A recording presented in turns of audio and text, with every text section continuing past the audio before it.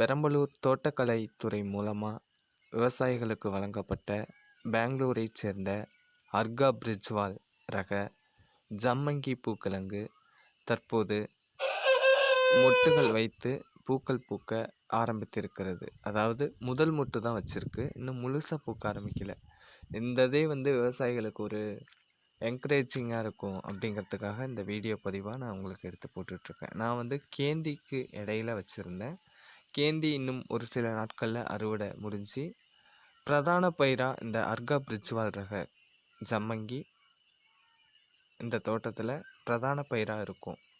அதாவது முதல் மொட்டு தான் வச்சுருக்கு. அந்த முதல் மொட்டு பார்த்திங்கன்னா எப்படி வந்திருக்கு, ஒரு சிலர் இதில் அந்த பூக்களோட நுனிப்பகுதிகளை பிங்க் நிறத்தில் வரும் அப்படின்னு சொல்லியிருந்தாங்க. அதனால் இது மார்க்கெட்டிங் போகுமா போகாதா அப்படிங்கிற ஒரு யோசனை இருந்தது. அதை தெளிவுபடுத்துகிற வகையில்